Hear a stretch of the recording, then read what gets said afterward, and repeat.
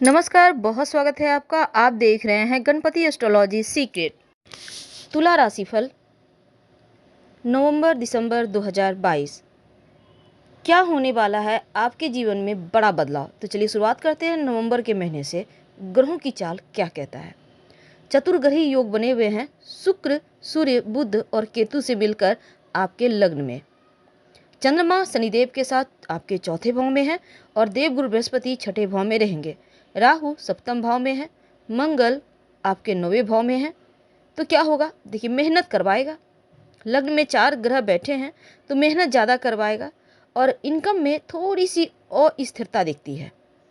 लेकिन लोगों के कारण आपके कार्य बने बनाए बिगड़ न जाए, इसका आपको ध्यान रखना है। हालांकि चंद्रमा की वजह से हर कार्य सुचारू रूप से चलता रहेगा।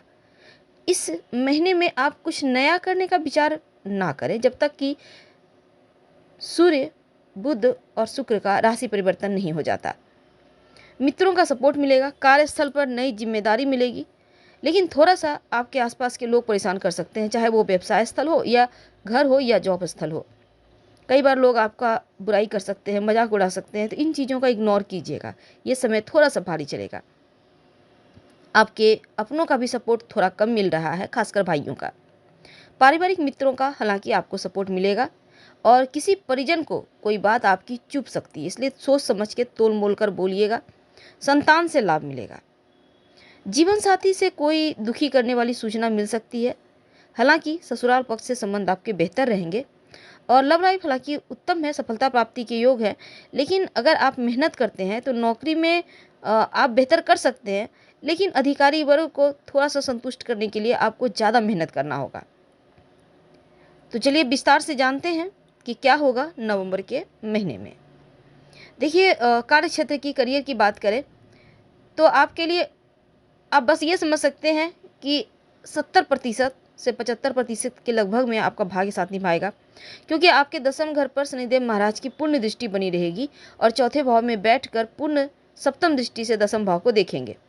क्या होगा, आप मेहनत खूब करेंगे और ऐसा भी हो सकता है कि आपके काम को तवज्जो नहीं मिले। तो आप, इसका मतलब ये नहीं है कि आप हार मान जाइए, क्योंकि अगले महीने तो इसका फल आपको मिलना ही है। अपना काम आप करते रहें।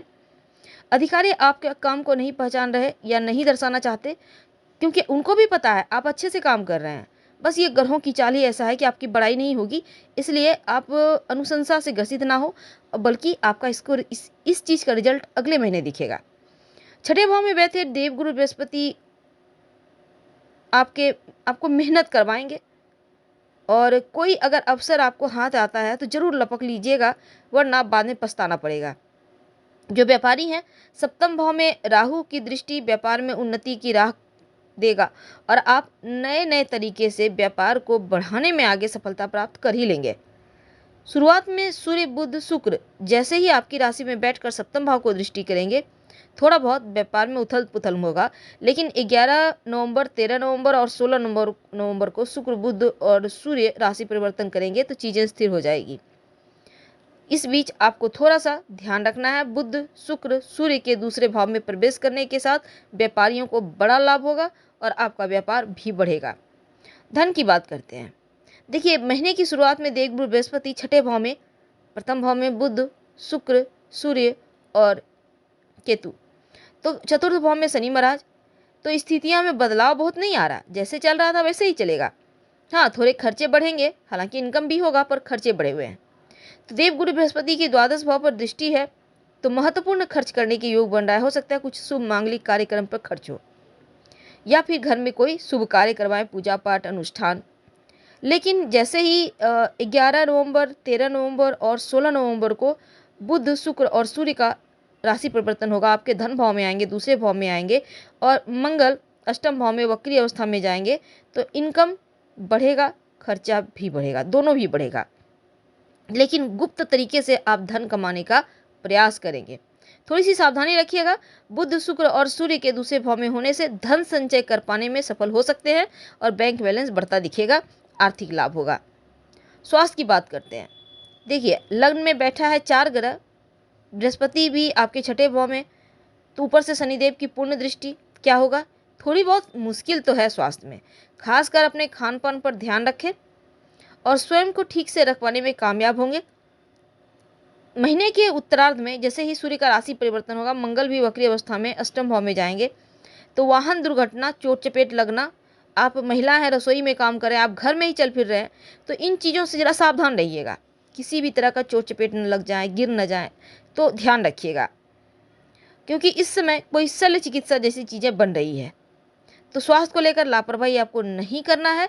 थोड़ा सा योगा करें, ध्यान करें, गायत्री मंत्र पढ़ें, ताकि सही समय पर सही डिसीजन ले पाए।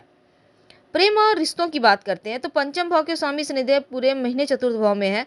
पंचम भाव पर मुख्य रूप से किसी भी ग्रह की दृष्टि नहीं है, लेकिन पंचम भाव के स्वामी शनि पर शुरुआत में मंगल का वक्री दृष्टि है, तो प्रेम संबंध के लिए बहुत अच्छा नहीं रहेगा। शुरुआत में बहुत ध्यान से रखना, और जरा सा चूक होगी नहीं कि रिश्ते बिगड़ जाएंगे।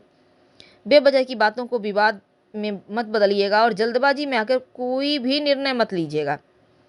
लेकिन अगर आप विवाहित हैं तो शुरुआत कमजोर है, क्योंकि सप्तम भाव में राहु महाराज उपस्थित हैं, ऊपर से सूर्यदेव प्रथम भाव में दृष्टि डाल रहे हैं। तो दाम्पत्य जीवन में थोड़ा तनाव दिखेगा, उथल पुथल दिखेगा, जीवन साथी के स्वास्थ्य में परेशानी हो सकती है।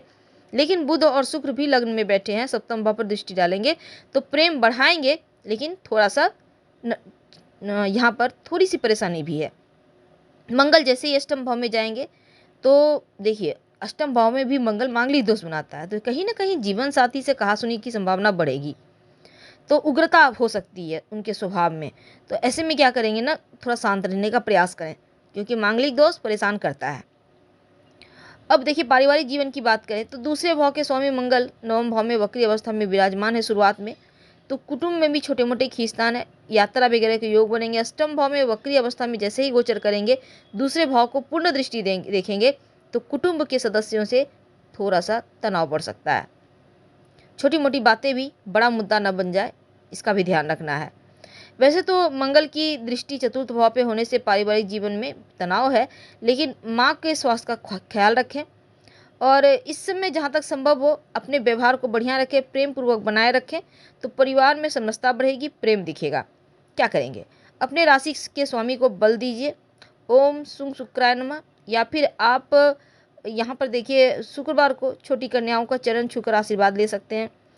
शनि मंत्र का जप करें, या शनिवार के दिन पीपल के नीचे सरसों के तेल का दिया जला सके तो अति उत्तम। ओपल स्टोन जरूर पहन लें शुक्र को बल देने के लिए। और कुल मिलाकर ये नवंबर का महीना आपका ठीक है। तो चलिए जानते हैं दिसंबर के महीने में क्या होगा। तो पहले हम ग्रहों की चाल की बात करेंगे। केतु आपके लग्न में है, सूर्य बुध शुक्र आपके धन भाव में बैठेंगे दूसरे भाव में, शनिदेव चौथे भाव में है, चंद्रमा पांचवें भाव में है, गुरु छठे भाव में रहेंगे, राहु आपके सातवें भाव में है, और मंगल अष्टम भाव में रहेंगे। तो सफलता पाने के लिए थोड़ा मेहनत तो करना है, हालांकि इनकम सामान्य बनी रहेगी, लेकिन भाइयों का सपोर्ट जरूर मिलेगा। और कोई ऐसा व्यक्ति जो संदेहजनक है, लोगों पर ज़्यादा भरोसा ना करें, थोड़ा नुकसान है। और परिवार के लिए हालांकि उत्तम समय है, माता पिता का स्वास्थ्य ठीक रहेगा, संतान के साथ आपकी समझ अच्छी रहेगी, प्रेम है, प्रसन्नता है परिवार में, लेकिन कहीं ना कहीं अज्ञात चिंता थोड़ी परेशान कर सकती है। हालांकि धन का उचित अगर आप व्यवस्था करें तो ठीक है, लेकिन जीवन साथी के साथ तालमेल को बेहतर कीजिएगा। और प्रेम जीवन हालांकि उत्तम है, वैवाहिक विवाह के प्रस्ताव आ सकते हैं, यानी विवाह तय होने के योग भी बनते हुए दिखेंगे। नौकरी व्यवसाय में आपको मेहनत तो करना है, पर मेहनत का फल मिलेगा। तो हम आपसे विदा लेते हैं। अगर वीडियो पसंद आए तब लाइक कर सब्सक्राइब करें, अपनों से शेयर करें, और कमेंट में हर हर महादेव जरूर लिखें। धन्यवाद।